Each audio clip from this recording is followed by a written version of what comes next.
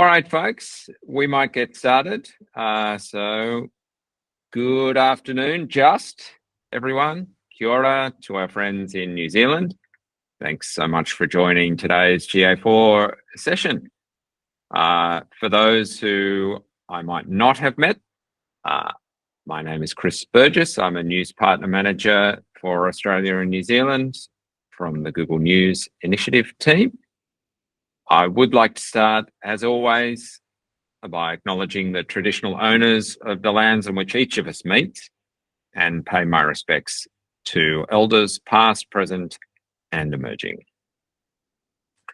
Well, it's been a great journey, and I want to thank everyone for your active participation and enthusiasm throughout these webinars.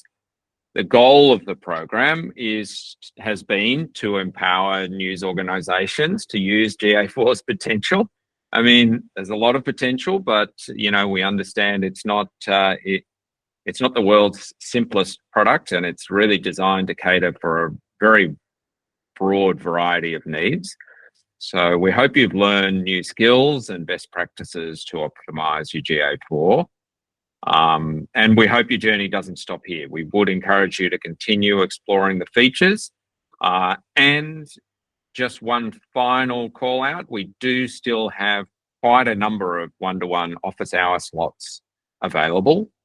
So really highly encourage you to apply for those. Either you could just put something in the chat or email us or go back to the website, re-enter your details.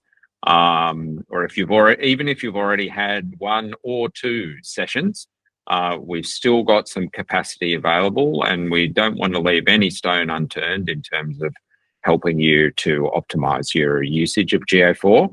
So please take this, unique and free opportunity while you still can. There we go. Thank you, Shaman.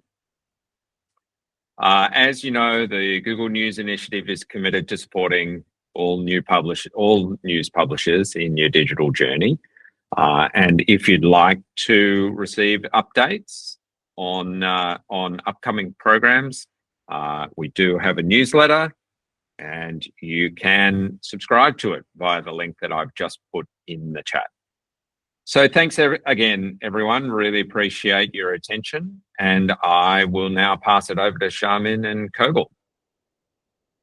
All right. Thank you so much, Chris. Right. So the topic that we're going to cover today is going to be GTM education, Google Tag Manager education, where we'll be going through UI, tag setup, and troubleshooting, right?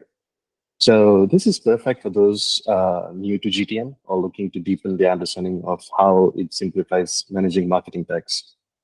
So as usual, there are a few housekeeping items to make sure we have a smooth and productive session today. So first off, I encourage you to have your GTM and GA4 open and ready, as we'll be having a live demo in this webinar. And do not hesitate to ask questions. Feel free to just drop in the chat box, and we will address them at the end of our session today. Also keep in mind that we will be conducting a quick pop quiz towards the end of our webinar as well. So be prepared to answer those via polls, and kindly please avoid answering them via chat. Lastly, this session is being recorded as well, so you can revisit anything that you have missed. The recording, along with all the materials presented today, will be available on the program website after the webinar. So no need to worry about anything. You'll have everything at your fingertips. Right. So let's take a quick moment to recap everything we have covered throughout our GA4 program. This has been quite a journey, of course, and thanks for all of you who have been following throughout this journey. So we kicked off by introducing the core concept of GA4, driving to the brand new structure. From there, we moved to familiarizing ourselves with GA4's interface, ensuring we could confidently navigate through UI and integrate data. And then we went hands-on with detailed walkthroughs of custom report creations. We talked about using dimensions, metrics, and filters to fine-tune your reports, helping you extract meaningful data. We also worked on analyzing reader engagement and content performance, understanding how your content resonates with audience. We also explored how to leverage reader data to adjust your strategies as well. Lastly, we looked at how GA4 insights can be used to inform editorial decisions as well, helping your business optimize, not just for clicks, but meaningful engagement when we discuss ad and revenue tracking. So each of these sessions were designed to give you practical tool to harness the full power of GA4. Now that you have got a solid understanding of GA4 and how to leverage it for smarter data-driven decisions, let's shift the gear a bit. Where this time we're going to be diving into Google Tag Manager, where we'll break down the technical setup for GA4 step by step. Right, as always, I'd like to start with a quote to frame today's discussion. As you see over here, data is the new oil, but tags are the pipelines that bring it to the surface. So what this means is that while data itself is incredibly valuable, it's infrastructure like Google Tag Manager that allows us to capture, refine, and make the most of data. Without an efficient tagging system, our insights would be very limited and the full potential of our data wouldn't be realized. So today, as I mentioned, we're going to learn how to build and manage those tags effectively. Right, you may be asking why Google Tag Manager matters for publishers, right? So for publishers, it's essential to understand reader engagement, right? Whether it's tracking how users interact with content, identifying which pages drive conversions, or optimizing ad performance. So GTM simplifies these tasks by allowing you to quickly deploy and adjust tags across your site, ensuring that you're always collecting the right data. So you can also see it in this way, right? A news website is ever-changing. We are having article after article being updated every single day, right? Almost every hour too.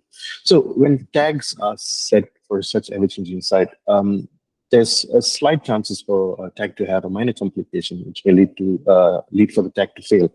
So imagine this, right? You're looking at your GA4 reports, and suddenly for a specific event, there's a sudden drop in the event count.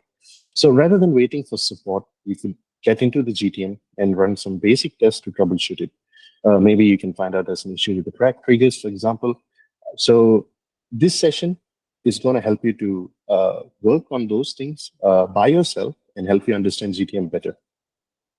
So before I start off, how many of you guys have actually worked on GTM before, or even have a GTM account set up in your site right now? Maybe a thumbs up could help me to know how many of you have. Okay, thanks, Janine. That's one. Okay. So, okay, I'll just assume not many of you. So in that case, I will go through how to create an account first and how we're going to set up GTM in your website. So as you see over here, as soon as you sign in into the Google Tag Manager, you will be able to create an account. So the steps are pretty simple. First up, you just have to enter the account name, where you can enter your company name, for example. And then right after that, you choose your country from the drop-down list. Third, as you see over there, it's optional to choose to share data anonymously with Google and others. You can leave it unchecked if you want. And fourth, as you see over there, you can provide the container name, where I'll explain in a while what a container does. So over here, you can just enter in your website name, website URL as well. And lastly, you need to select the target platform. So let's say you're working on a website. You just have to click web, and then that's pretty much it. You're done, right? So right after that, you will be brought into the home page of your Google Tag Manager, where now you need to actually install Google Tag Manager. So because right now you have an account, but you need to install this particular ID into your website, right? So the steps are pretty much simple. So as you see over here in the image, there's the yellow arrow over there. As you see over there, you can see the GTM ID, right? So if you click that, this tab will open, whereby you can see couples codes on there. So all you have to do is actually just copy and paste it in your backend. So let's say if you have direct access to WordPress, you can always just copy paste it by yourself.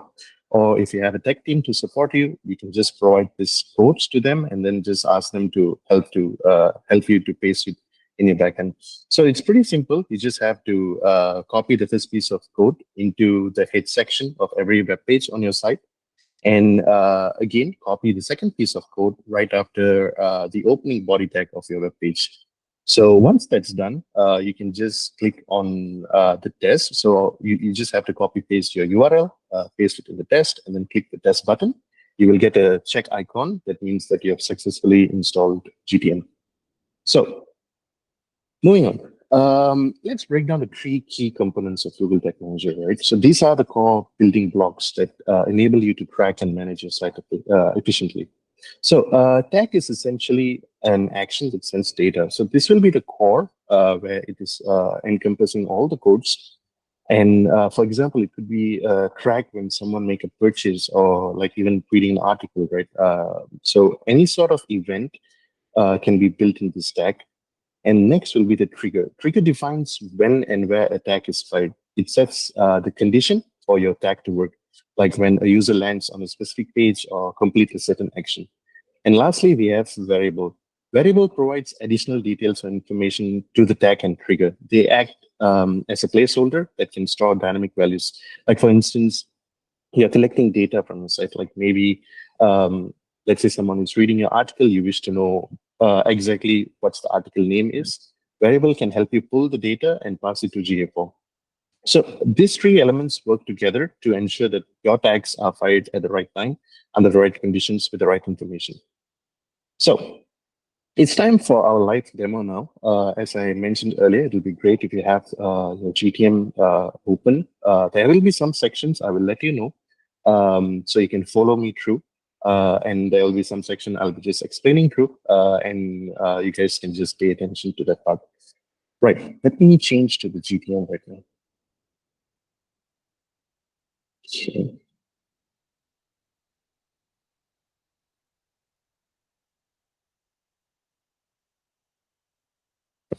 I believe all of you can see the GTM account right now, right?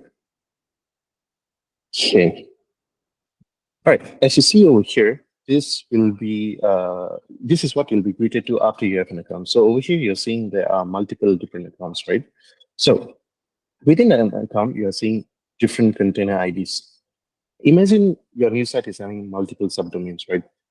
So what container ID can do is you can create multiple different container ID within the same account, whereby maybe you wish to have a different GTM account, different GTM ID set up in your different subdomains. What you can do is create a container ID within the same account, and you can use this ID's script to be pasted in those subdomains, but it will be handled under the same account. So for instance, over here, we'll be working through this container today. And so, and within a container, you will be having access to three workspaces. You can create up to three workspaces over here. So by default, you will be starting with the default workspace. Always you can rename it. You can also create, as I mentioned, a maximum number of three workspaces. So you can be asking, what is the difference between container and workspace, right? So workspace allows you to work, let's say you have a different team that working on separate different tags. You can have different workspaces whereby you don't have to worry about interfering with each other's tag. So let me go into one of this workspace now.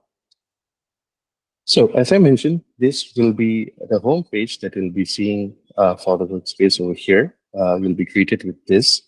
So as I mentioned earlier just now about the part where we can install GTM, this is the icon that you need to click. So over here, as I mentioned, you can see all this information that you can always copy and paste. So first up, let's walk through the UI, right? So let's talk about versions. So versions is what allows you to change history. So imagine this, right? I believe all of you have a smartphone and you guys have updated your apps, right? So each of these update has a different version. That's what GTM is doing over here as well. So over here, as you see now, we have version 54, which is like, so every time when you publish a GTM with changes, a new version will be updated. What this tab over here helps you do is imagine a situation, right? So maybe you are in version 53 and you have all your tags published and everything is working well. So in your workspace now, you have added a new event. Let's say you've created a new tag and you did the testing, everything went well, but somehow right after you publishing it, you face some issues with your website. So in order to uh, go backtrack for the previous version, what you can always do is you can just go over here click the previous version, and then set it as the latest version. So what this helps is you can immediately backtrack without worrying about pausing your tags and like trying to find which is the reason on or issues which causes your website to have issues, right? So by backtracking, it immediately helps you to go to the stable version of your GTM. So over here, as you see, right, every time when a version is published, you can see there's this thing called description. So as I mentioned earlier, if you remember about the apps, right? I said you can update in your App Store or even your Play Store, right? There will be always update description added. So over here, as you see, there is no description, right? This is an example of a bad version, right? The best practice over here is to always update your description. So let's say you are updating new tag, or even you have changed triggers in your in the tags that you created, right? It's always best to add a description. So what this helps is, let's say someone else comes in to work on this GTM, right? Maybe it's your colleague.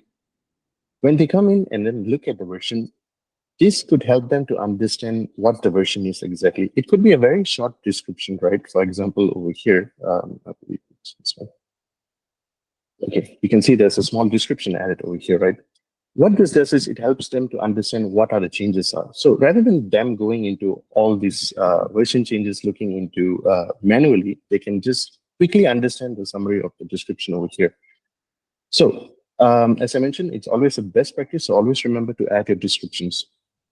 So that's what version does. Next, we'll talk quickly about the administrative part. This is quite simple, so I'm not going to go through all of this because it's basically just passing all this user management and things like that. But I just wish to touch something important over here, right? So over here, you can see we have import container and export container. So what this does is actually, let's say if you are, as I mentioned earlier, maybe you are having a subdomain that you're creating for your site, or maybe let's say you are creating a whole new Google Tag Manager and you just want to start fresh, right? So probably in this old container, you already have tags that has been created. So what this does is rather than having you having all these tabs side by side, and copying, pasting one by one, exporting container helps you to export the entire tags, variables, and triggers within a container into a file. So over here, as you see, it helps you to choose either from workspace or even versions. So let's say I click workspace, right? You can see all the tags, triggers, variables that has been created are shown here. So all you have to do is just click. Let's say you want to export just a particular tag, right? Let's say you just want to export this G8 event, or maybe you want to have exporting everything over here. You just have to click export and you will be receiving a JSON file. So with this file, all you have to do is just click on import container and then choose the file which you downloaded just now, like for example, this, right? And once you choose that, as you see over here, you can either merge it or overwrite it.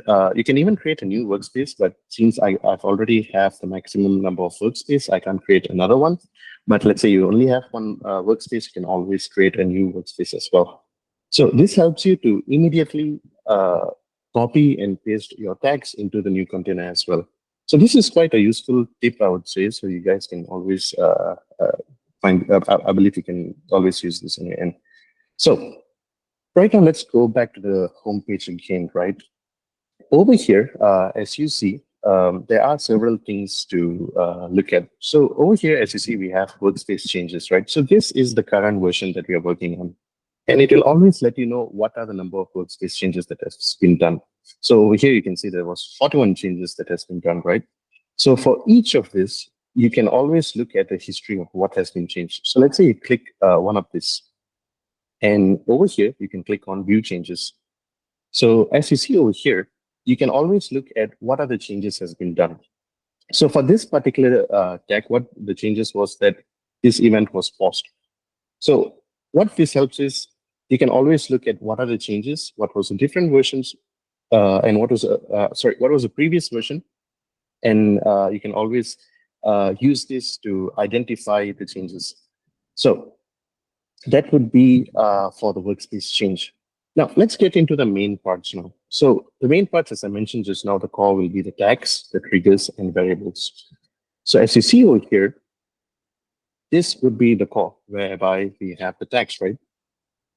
So I will show you an example of how a custom script is going to look if there is no default tag types, right? So over here, as you see, this will be the scripts that is passed to GA4 in order for GA4 to collect events. So you see over here, we have a config script, and then now we have all these other scripts where we are passing the event name, the variables, and it can even get very complex whereby you have to add all these scripts, right?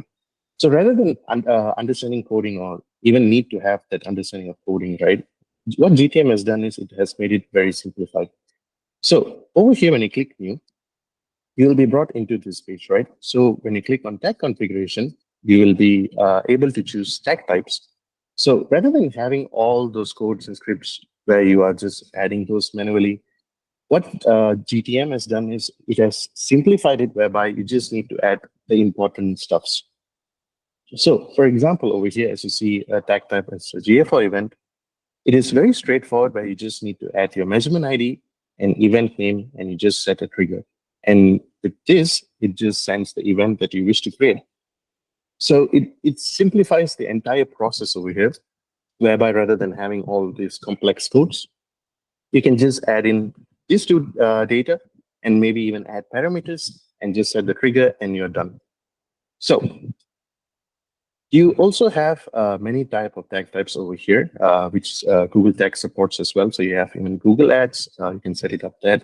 You have other tag types, you have custom tag types, and it even supports other platforms as well. But today we'll be focusing specifically on GA4 events.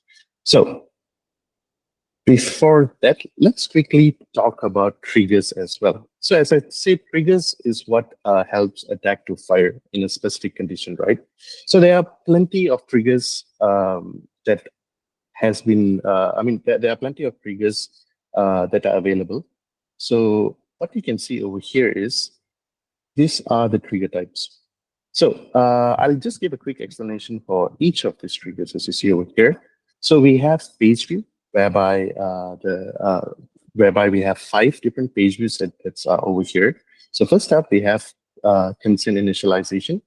So consent initialization fires when consent information is initialized, allowing tag to be triggered based on user consent. Next up, we have initialization, where these triggers fire early in page load before other triggers, and it's kind of useful for initializing configurations. Then we have page view, whereby it fires when a user visits a page on your website. And then we have DOM ready, where it fires when document object model, or known as DOM, is fully loaded and ready to interact. And then we have window loaded, where it fires once the entire page, including the external resource like image, is fully loaded. And next up, we have clicks. We have 2 different clicks. We have all element and just links.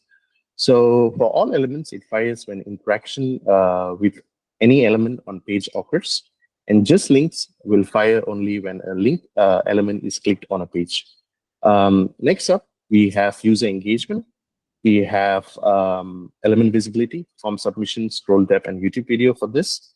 So for element visibility, it fires when a specific element becomes visible in the user's viewport.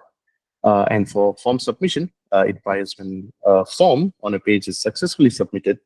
And scroll depth fires when a user scrolls down a defined percentage on the page.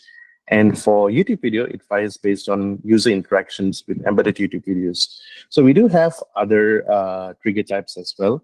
For example, we have custom events, and this is going to be like, let's say you even have a data layer. You can even add those kind of trigger types to help. So this will be the main ones, and we'll be going through this trigger type later when we are creating an event together. So other than this, we have variables as well. So for variables, as I mentioned before, it helps you to collect data. So what variable does is it can help you to identify specific data. And for this instance, you have two different type of variables in here. So first up, we have built-in variables. So what built-in variable does is it has a set of variables that has been already created by Google Tag itself. And also you have user-defined variables, whereby this is something that you can customly create by yourself. So over here, it's always a best practice to configure and check all the built-in variables. So if you see right now in your GTM, you can see all of these all of these variables maybe are unchecked. So please ensure all of these variables over here are checked. So I'll let you know why we are checking all these variables later on when we are testing our text. So that would be the thing that we'll be doing right after this. So if you guys remember, right, if you follow through our webinar tree, we talked about two different events that can be very useful for publishers. It was article complete and article view. So any of you actually remember what was the use of that? Maybe you guys can let me know if you have any idea and if you remember. Anyone? Right. Okay. So I'll just quickly let you guys know. So article complete is an event that we suggested when a reader completes an article. So let's say he's in your news page, he reads through the entire article, and when he reaches at the bottom of the article, the event will fire. And for article view, it's something similar to page view, but page view is an event where it fires everywhere. But article view is very specific to an article. So these are the two events that we're going to be working today. So first up, before we start working on our event, right, we need to configure our GA4. So whereby we need to always first start with creating a config tag. So the steps are simple. If you have your GTM up and ready, you can click this new button icon on your end, right? I'm going to give you some time over here. You guys can just follow me through for this. So once you click new, you can be seeing this, right? Okay, so I assume this is up right now. So all you have to do is click on tag configuration, right? And then click on Google Tag over here, right? So for this one, let's just name it as GNI GA4 config, right? Okay, so next up, you will be needing a tag ID. So where we'll be finding this tag ID, right? So for this, you need to go to your GA4 account. So I assume you guys have your GA4 account open right now as well. So over here, as you see, all you have to do is you need to click on the settings, admin settings at the bottom, right? And once you're here, all you have to do is click on your data stream. And then you need to click on the web. And then over here, once you click this, you can see the measurement ID. Right? Are you guys following me through? All good on your end? Maybe a thumbs up would be helpful for me to know if I'm going. I mean, like it's a good pace. If you want me to slow down, you can let me know as well. Okay.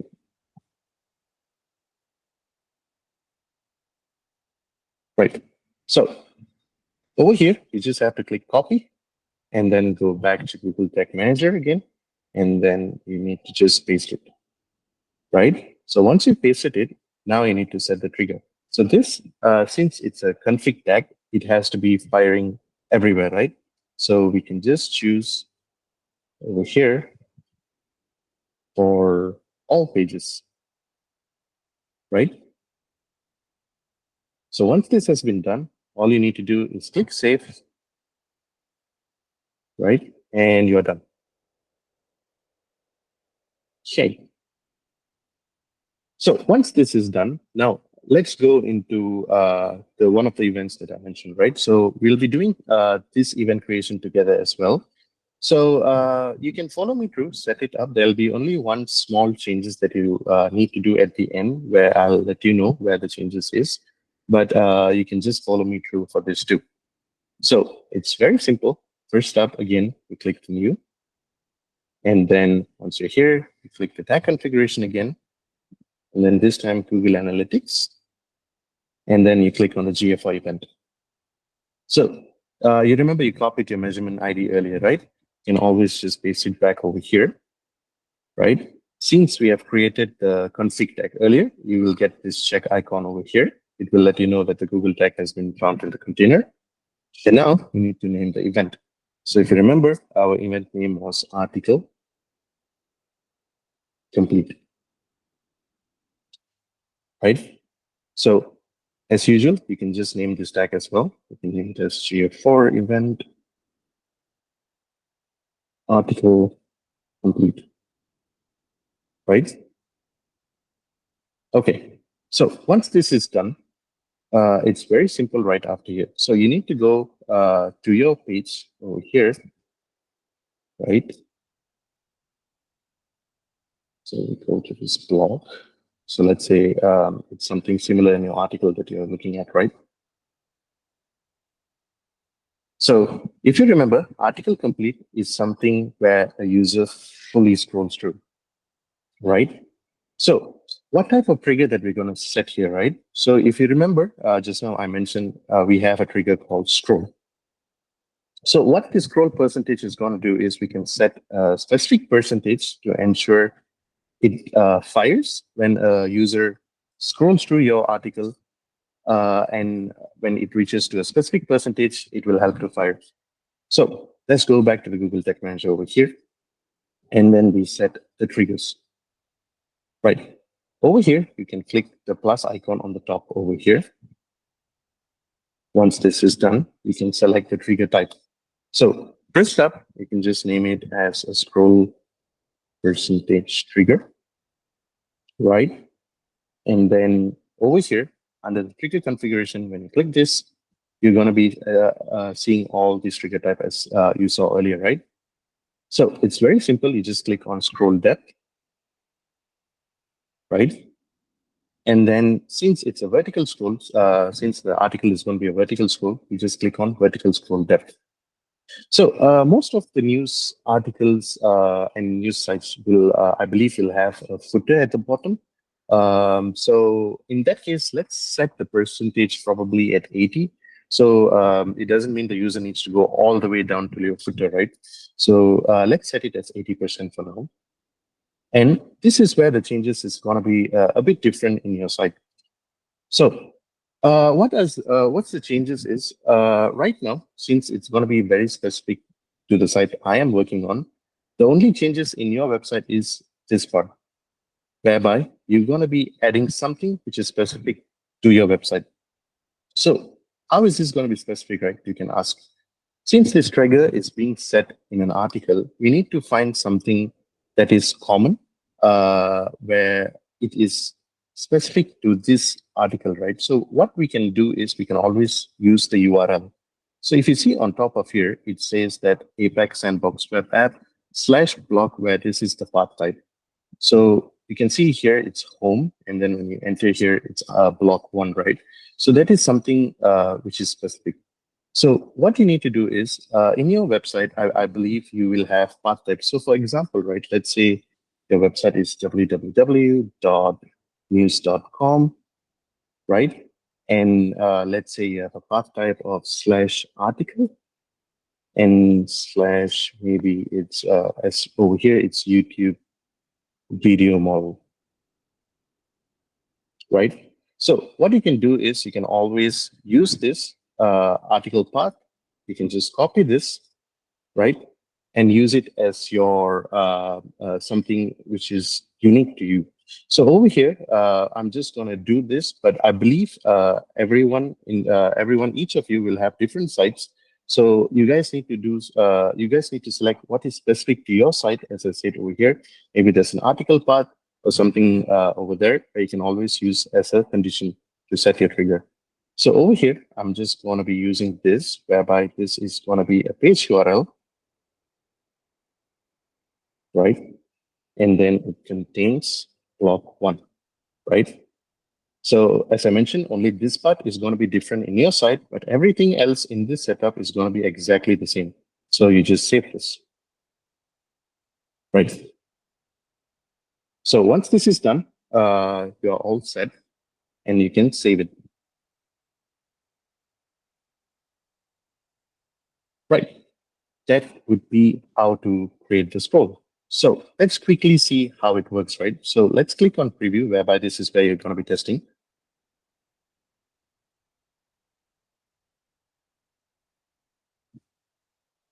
So over here in testing, you can see that you can select, you can enter in your website URL.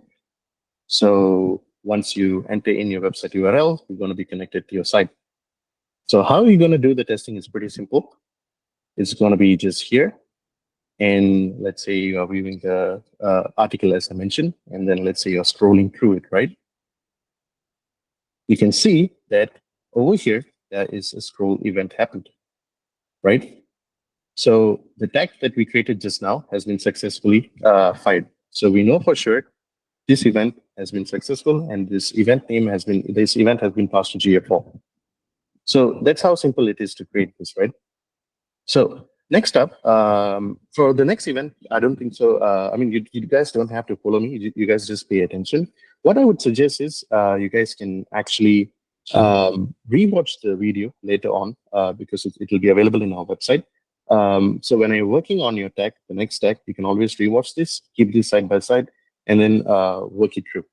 So it's a bit simple. So the next one, which we are going to be creating, is article view, right? So same steps again, whereby we're going to name it as GA4 event, article view, right? And then Google Analytics, GA4 event. And then if you remember our measurement ID over here, we're just going to be putting it in. And then the event name is going to be article_view, right? So over here, right now, I've created this, right? So the trigger that we're going to set over here is going to be a bit different than last time. So this time we're going to be setting a click event instead. So when we click this, and it should work, right? So over here, as you see, I have already created an existing trigger whereby this is going to be a click link, right? Because I'm clicking a link over here. So this trigger is going to be specific to a page URL which contains block. So let's say your website has something different. As I mentioned just now, maybe it has a pathway like an article instead of a block. You can always change that, or something specific to your website where you can just change this pathway, right? So once this has been done, all you have to do is just save that, right? And then you are done. So over here, this is something where I wish to add on as well, whereby we can always create a variable, right? So rather than just having an event whereby we just click this and then we're just going to send an article view, what we can also do is we can also send the article name as well. So how we're going to send that is by variable. So as you see over here, the difference is you can see this particular article, the name is Media Monks Film Reels 2020. So this is going to be the article name, right? So it's quite simple. So if you remember early on, I mentioned to ensure all the built-in variables to be enabled, right? So this is where it's going to be very useful for you. All you have to do in order to pull this article name is very simple. You just have to click preview, right? Again, you go to the testing ground and then enter your website URL. And then once you connect it, right? Once you connect it, you go to your blog again, and this is going to be your article, right? So imagine now I'm clicking this article, right? So when you go back to your tag assistant over here, and then in your preview mode, you can see that I did a link click, right? So what this link click does is it shows that at this point I click this article. So you can always over here click variables, and under this variables you can see all the variable types that has been enabled. So as I mentioned, we have a lot of inbuilt variables, right? When you have all of it enabled, it helps you to show what the specific variable helps to pull. So for instance, over here, you can see click text, which is an inbuilt variable, is pulling media monks film reel. And this is the name that you wanted, right? So from here, it's very simple. You go back to Google Tag Manager, and then you go to the tag created, which is article view. And from here, all you have to do is click event parameter, and then add a parameter. So the parameter is going to be article name, and the value which we set is going to be this, which is the click text. So you can click this icon here, and you can choose the variable click text. And once this is done, you can just save. So the testing is pretty much simple from here. All you have to do, as usual, click the preview. And again, you connect to your site.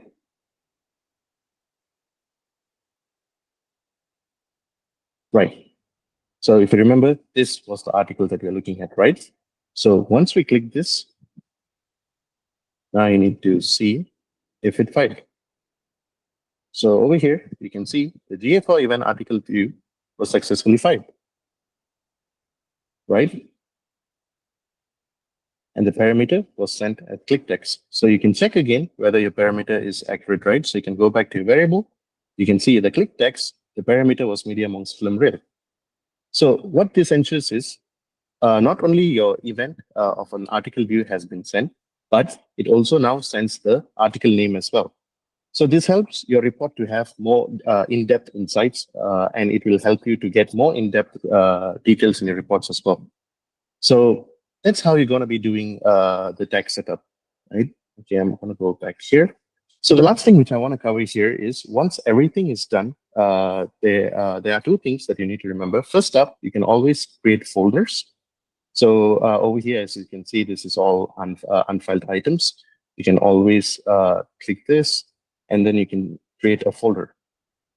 So this helps to keep your tags more organized, and it will be helpful for others to work on your workspace as well. So once this is done, the last step over here is to click submit. And then, as mentioned earlier, you just enter your description and then the version name, and then you can click publish, and you are done. So, yep, that will be how we're going to be setting up GTM stacks. Right. I hope that demo was helpful for you. If any part of this demo that I went too fast, I would really suggest you guys to rewatch the video again in our website. You can always watch it and then have it side by side, and then work it through while you have your website and your GTM side by side, so it can be easier to follow the steps, right? So moving back to our presentation.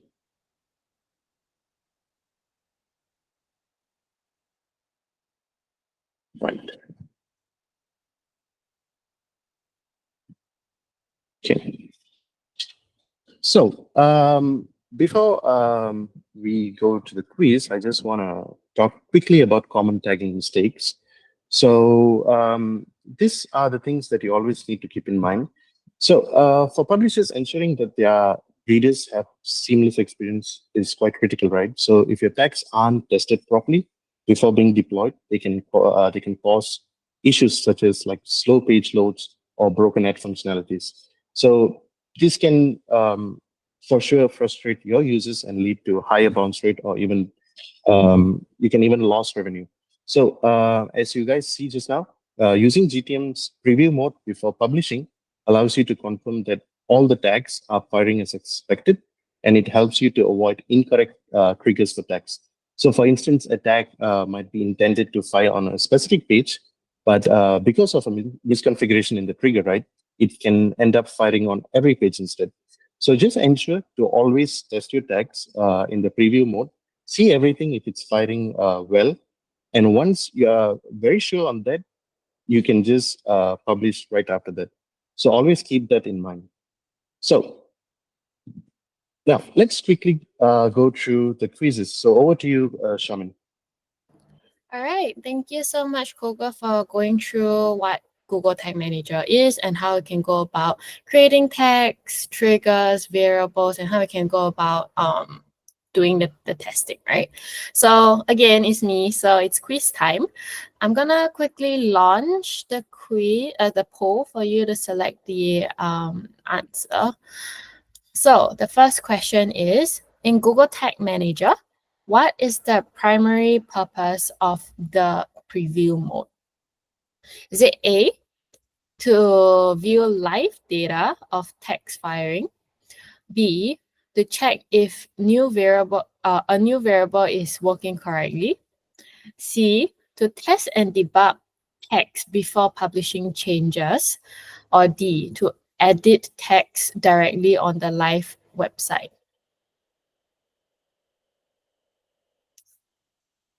And think about what Google did when he was testing the article view, the article completed tag. Think about what he was doing. Was he entering a certain variable, or was it more for a tag? Is it done on the live website? Was the workspace already published to the published such that it works on the live website? You can think about this. I see that so far there are 2 people who voted. Keep your votes coming in.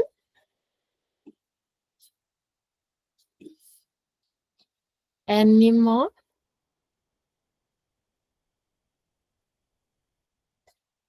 Okay, I'll be closing the poll in a few seconds. Any last minute votes? It's okay to be wrong. Just select it so we can kind of go through why a certain answer is the right answer. All right, so I'll proceed to end the poll. So yes, 2 of you, which is all of you who participated in the poll, got the right answer. So it's C, to test and debug text before publishing changes. So to view live data of the text firing, this will only be done, or rather, whenever you create a workspace and then you do the preview mode, right? This doesn't mean that the workspace that you created or the configuration you set in the workspace is pushed to live.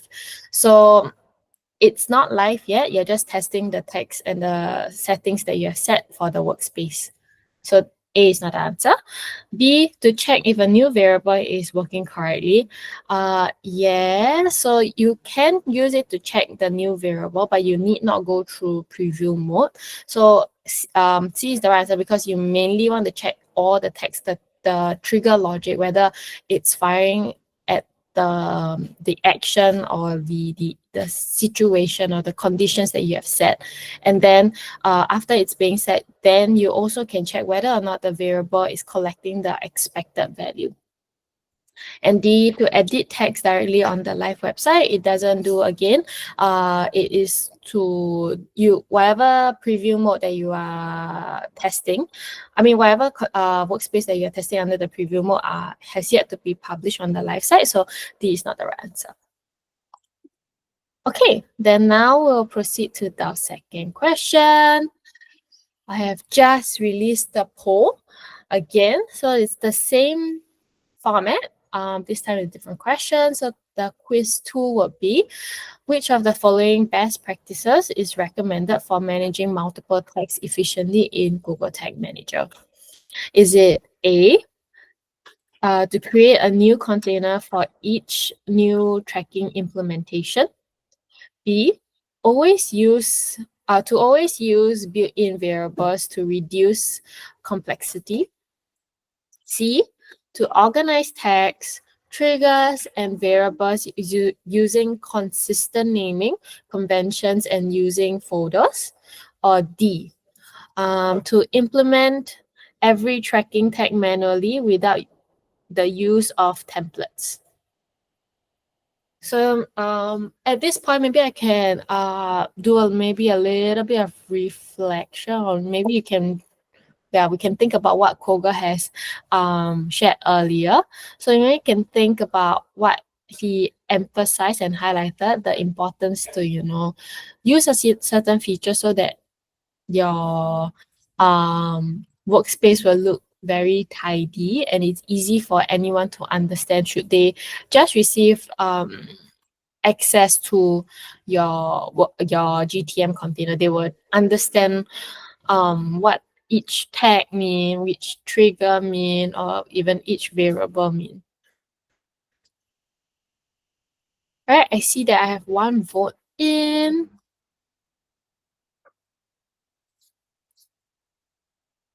Anyone else?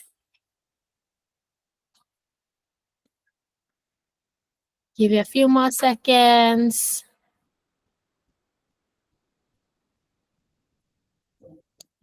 All right, maybe this, oh, okay, I see some last minute votes coming in.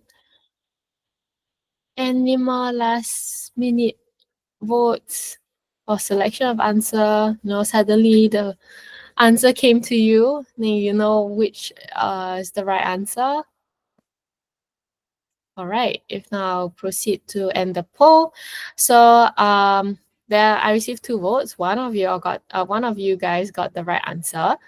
The answer is C, to organize your tags, your triggers, and variables using consistent naming convention and using the folders, right? So like I mentioned earlier, it's very important for you to use to organize your tags and segment it, all right, categorize it into the different folders so that if in the case anyone were to use your tag manager, it's easy for them to navigate. For example, what is your where's your GA4 tags, and what are the tags for, and so on and so forth. So one of you selected A, to create a new container for each new tracking implementation.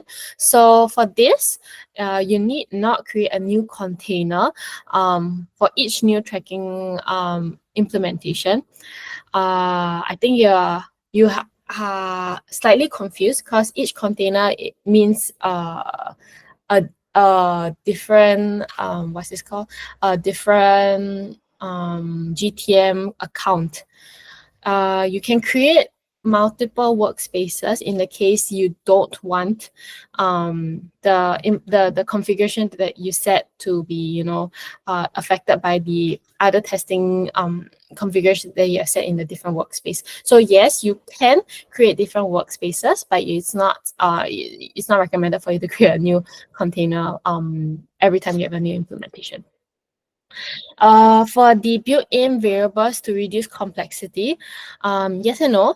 There are instances where built-in variables are really useful. It's already there for you to use, but most cases you would definitely either use like your custom variables, because it's much easier to extract the data that you want, especially if, let's say, you were to use a data layer push, or let's say like another example, maybe using custom JavaScript variables as well to pull what exactly you want to see in the value. And then the implement every tracking tag manually without the use of templates is always recommended for you to use the templates, because it's based on what we have experienced comparing the tags with templates and non-templatized tags. The template tags usually fire more quickly, so it's more stable. So it's always recommended for you to use the template for your tags. All right, our final quiz for our final webinar. I just launched the poll as well. The last quiz will be, which of the following triggers fires as soon as the page starts to load, but before any code or text are processed? Is it A, DOM ready, B, page view, C, window loaded, or D, initialization. So you can think about what was fired when Google was doing the debug view, the preview mode, right? So when he clicked preview, there was a screen that appeared for you to see what was the text fired and in what sequence was it fired. So there is always one that always fires prior to any code or text being pushed. So maybe you can think about it. I see one vote in. Great, great, great. All right. A few more seconds. Any more? All right. I'm gonna proceed looking at the time, I'm gonna proceed to close it, end the poll real quick. Yep. So yes, both of you got it right. It's initialization because this, like the word suggests, it fires in the initial stage of any page load. So what happens is every page when you're doing the debugging, right? Every page load will there will be a different section that fires for each new page. So when there's a new page, okay, this is also assuming that you are not having a single page application. So assuming that there is a different page view that is firing for during the debugging. What happens is that there will be when you're at one URL, there'll be a whole list of events and like initialization that will fire on this page. And then if you subsequently move on to the next page, a new tab will appear so that you can see what are the events that were firing on that page itself. Okay, so yeah, that's the last Q&A, the last quiz for webinar 5, which is also our final webinar for this GA4 Accelerator program. Yeah, so feel free to drop in any of the questions. I see that Janine, you dropped in out the questions, and Koga has actually responded to your questions. So any case, if anyone has any questions, feel free to drop it in the chat. But as you draft your questions, if you have any, kind of summarize what we have gone through. So today we've gone through the GTM UI interface, so the user interface of GTM. And then run through with you like the different features you have, whether it's creating a workspace, creating a tag, creating triggers and variables, and how you can go about using the preview mode to understand what exactly and how exactly your tags are triggering on your website. And then we also share with you guys the best practices when it comes to the configuration in GTM. Always good to organize or categorize your tags, your triggers, and your variables into the different folders for hygiene and easy handover in the future. Again, we receive a lot of good feedbacks for our one-on-one consultation. For today, we have only gone through the article completed event, right? And I'm quite sure that there are a lot of events that you will want to track in your GA4. So definitely sign up for your one-on-one consultation so we can go through with you how you can go about doing so. Even in the case that there's no data layer implementation, or like if you don't have much support from your web developers, if we can get on the one-on-one consultation, our specialists will definitely see and think out of a box of a way to help you track the information or the data that you want to track and let it appear in your GA4 for your reporting, and can see where we can go from there. And also saying that, emphasizing that this is our last webinar for this GA4 Accelerator program. It will be really, really good if you can, scan the QR code on the right and give us like a feedback, whether you think, oh, in the future next year, you know, should we have this program again, I want more sessions, I would like you know, more the sessions to be longer, yeah, feel free to do that. We'll really appreciate if you can do that for us. All right, so thank you so much for joining the final webinar. And I see some familiar faces, you know, you have been here since the first session. So thank you so much for joining. And I hope that, you know, the previous 5 webinar content is really useful for you guys.